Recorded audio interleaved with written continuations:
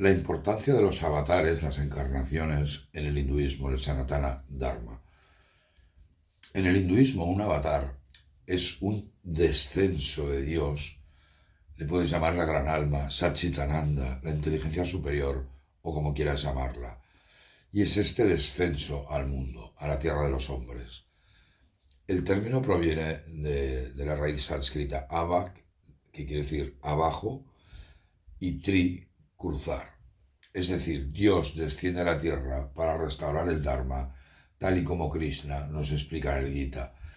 Y dice que cuando la bondad desfallece, cuando la maldad aumenta, cuando se olvida el propósito de la vida, yo me manifiesto, vuelvo para salvar a los justos, destruir a los malvados y restablecer el Dharma. Yo nazco de era en era. Sri Ramakrishna Paramahansa nos explicaba así los efectos en la tierra del descenso de un avatar o encarnación. Y decía, cuando llega un enorme maremoto, todos los riachuelos y zanjas se llenan hasta el borde, sin ningún esfuerzo o conciencia por su parte. Así cuando llega una encarnación, un maremoto de espiritualidad rompe sobre el mundo y la gente siente la espiritualidad casi en el aire.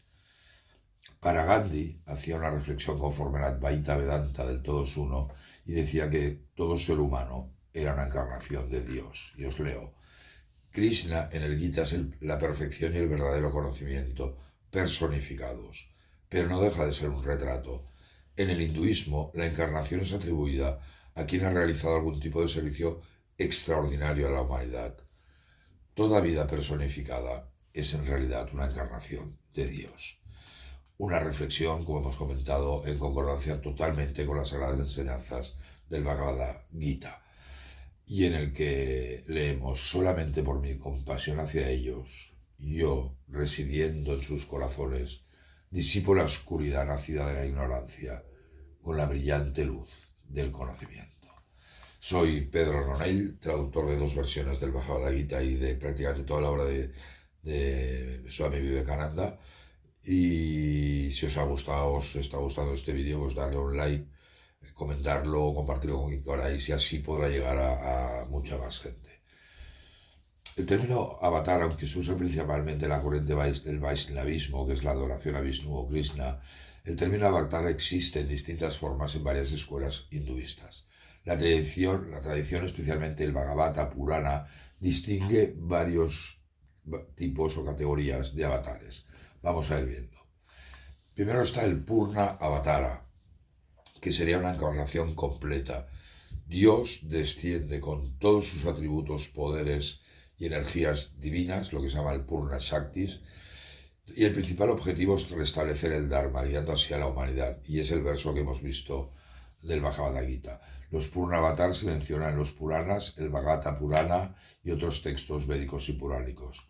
Los 2 avatares más importantes son Krishna, que es el protagonista del Bhagavad Gita y considerado el Purna Avatar por excelencia, y Sri Rama, que es el héroe del Ramayana, que es el ejemplo del Dharma perfecto, y a veces considerado también como Purna o como Amsa Avatara, que ahora lo veremos según la escuela. Mucha gente consideraba a Ramakrishna Paramahansa como un Purna Avatara. Por ejemplo, Gandhi decía, Ramakrishna era una encarnación de la divinidad. La vida de Ramakrishna ha sido una lección objetiva de Ahimsa. Y Aurobindo también le consideraba como una encarnación de Dios o un avatar. Algunas escuelas hinduistas consideran al Buda como un Purna Avatar, con la misión de enseñar la compasión y la moralidad. También se podía considerar que algunos hindús consideran a Jesús como la encarnación en la tierra del amor, como hablaba Ramakrishna refiriéndose a Jesús. Y se cree que Kaliki, aún por llegar, destruirá la corrupción de la época del Kali Yuga.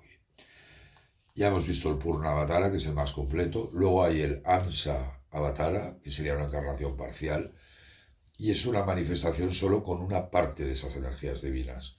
Los 2 Amsa Avataras más importantes son Vedavyasa y Kapila. Vyasa es reconocido universalmente en el hinduismo como una encarnación parcial de Vishnu. Sin embargo, en el sentido exacto de Amsa varía entre los Sampradayas y otras escuelas filosóficas. Hay un verso precioso del último capítulo del Gita, en el cual Sanjaya, el ministro, dice: por la gracia de Vyasa escuché este supremo y más secreto yoga directamente de Krishna, el señor del yoga. Kapila es una encarnación parcial del conocimiento de Vishnu, enviada por corregir las visiones ateas de la filosofía Shakya. Recordar que en el Gita, en el capítulo segundo, justo cuando explica la parte de inmortalidad del alma del Jnana Yoga, dice Krishna: si te he expuesto ante ti la actitud del conocimiento, el Sankhya Yoga, escucha ahora la actitud de la acción, el Karma Yoga. Recurriendo a ella te librarás de la esclavitud de la acción. El Srimad Bhagavatam describe a Kapila como una aparición parcial del Señor y dice: Kapila es una porción, un Hamsa de Bhagavan, que se encarna para enseñar el Sankhya genuino. Luego tenemos el Avesa Avatara, que es como una encarnación, entre comillas, empoderada. Es una manifestación como ser humano o celestial empoderado temporalmente con la energía divina. Es una especie de empoderamiento en acción o presencia que cambia y guía. Vedavyasa también puede ser considerado en esta categoría. Narada, un dios sabio, portador de sabiduría, que es uno de los hijos creados por la mente de Brahma, el creador, o Britu. En el Gita hay grandes referencias a Vyasa y Narada. Por ejemplo, cuando Krishna dice: así lo declararon todos los sabios, el sabio divino Narada, Asita, Devala, Vyasa, y tú mismo así lo afirmas. Algunos consideran también a Buda o a Jesús como un Avesa Avatara. Luego tenemos una cuarta categoría, que son los Lila Avataras. Son como unos avatares del juego divino, del Lila. Aparecen en la tierra para realizar pasatiempos divinos. Filosóficamente, el Lila describe la actividad creativa del universo como una especie de juego divino. La realidad misma, o parte de ella, es vista como el juego de Dios. Cada Lila Avatara combina acción, enseñanza y diversión cósmica. Algunos lilas hacen travesuras, como el Krishna niño, otros son heroicos, como Rama, y otros más estratégicos, como Vamana. Todos muestran cómo lo divino interactúa con el mundo de manera dinámica sin perder el objetivo espiritual, el Dharma. Krishna es el ejemplo más famoso del Lila Avatara. Su vida está lleno de juegos divinos, de estos lilas, como tocar la flauta, bailar con las gopis, con las pastoras, robar mantequilla y participar en aventuras épicas como la batalla del Kurukshetra. Los lilas de Krishna enseñan amor, devoción, bhakti y la alegría de vivir en armonía con Dios. Sri Rama del Ramayana es otro avatar de Vishnu que, aunque más serio y centrado sobre todo en el Dharma, también tiene lilas: el rescate de Sita, las interacciones con el dios mono Hanuman y la lucha contra Ravana son vistos como un juego cósmico en el que el Dharma se establece. Había una reflexión de Ramakrishna que os quiero leer y decía: la encarnación de Dios es una parte de la lila de Shakti. El prototipo de la encarnación divina es el de enseñar al hombre el amor extático de Dios. La encarnación es como la ubre de la vaca, el único lugar por donde se obtiene la leche. Dios se encarna como hombre. Hay una gran acumulación de divinidad en una encarnación, como la acumulación de peces en las honduras de un lago. Hay otra categoría de avatares, la quinta, que sería el Mambatara Avatar, que aparecen dentro de ese ciclo cósmico que se llama Manvantara. En la cosmología hinduista el tiempo se divide en ciclos enormes de tiempo que se llaman kalpas, que son los días de Brahma, el creador, que son aproximadamente 4,32 billones de años cada uno. Imaginaros, hace la de miles de años que ya eran capaces de imaginar estas cifras. Cada kalpa se subdivide en 14 Manvataras. Un Manvatara en un periodo durante el cual un Manu, que es el prototipo del primigenio de la humanidad, gobierna el mundo. Cada Manvatara tiene su propio conjunto de dioses sabios, los rishis y avatares que aparecen para mantener el orden. Yo os quería leer una reflexión del astrofísico Carl Sagan, que decía que el hinduismo es la única religión en la que las escalas de tiempo corresponden a las de la cosmología científica moderna. Los Manvara Avataras son avatares de Vishnu, que aparecen específicamente en cada Manvatara, para proteger el Dharma, guiar a los seres vivos y restablecer el orden en este ciclo. A diferencia de los avatares históricos como Krishna o Rama, que ocurren en el Kali o en el Tetrayuga, los Manvatara Avatara son más cosmológicos, asociados con la estructura del tiempo y la creación de ciclos cósmicos. Luego tenemos otra categoría, una sexta categoría, que son los Yuga Avatares. Cada uno de los 4 yugas o esos ciclos tiene su avatar específico. Por ejemplo, Hamsa para el Seda Yuga, Yagna para el Tetra Yuga, etc. Los Yuga avatares también son avatares de Vishnu que aparecen específicamente en cada yuga y, como siempre, para preservar el Dharma y guiar a la humanidad según la etapa moral y espiritualidad de cada yuga. Es un concepto quizás más temporal y pragmático que los Lila avatares o los Manvatara avatares. Luego tenemos una séptima categoría, que son los Shakti Avesa Avatara, que es un tipo especial de Avesa Avatar en el Vaishnavismo, definido por la energía específica que se manifiesta. Jnana Shakti en Vyasa o Bhakti Shakti en Narada y Shakti de gobierno en Prithu.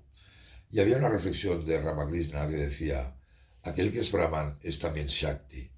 Cuando lo concebimos como inactivo es llamado Brahman, y cuando pensamos en él como creador, preservador y destructor, es llamado la energía primordial, Kali. Luego hay un octavo tipo de avatares. No os compliquéis, en realidad los que nos interesan son los primeros, los Purna-avatara. Pero bueno, hay un octavo tipo de avatares que son los Guna avatares. Acordaros que hay un capítulo del Bhagavad Gita que es el yoga de las 3 gunas. Estos son avatares que presiden las 3 gunas cósmicas. Su objetivo es la administración y el equilibrio del universo, según las gunas. Brahma equivalía a Rajas, la acción; Vishnu a Sattva, la sabiduría; y Shiva, Tamas, a la destrucción. Representa de alguna manera esas funciones cósmicas más que algún tipo de descenso temporal. Hay un verso muy bonito del Gita que decía: aquel conocimiento que permite ver la indivisa realidad imperecedera, es decir, Atman, en todos los seres vivos, es Sattvic Jnana. Luego tenemos los Purusha Avatara, que son manifestaciones cósmicas que crean y sostienen el universo. Por ejemplo, Mahavishnu. Es un tema complicado los avatares, pero me interesa que os quedéis con los 2 primeros, los Purna avatares, porque tanto Sri Rama como Sri Krishna son considerados como tales, y mucha gente piensa que Sri Ramakrishna Paramahansa también era un avatar de este tipo, pero con algunas particularidades, como comentó en otro vídeo. Pero es muy importante, muy interesante para la idea, o sea, en el cristianismo y en el islam no existe la figura de los avatares. Dios no se encarna en nadie en el cristianismo. Jesús es hijo de Dios, y en el islam no puede haber ninguna encarnación. Y lo que sí que hay es profetas como Mahoma. Pero en el hinduismo hay muchas opciones, y una de ellas fantástica, la superior, es la encarnación de Dios en la tierra, que son los avatares. Muchísimas gracias. Namaste.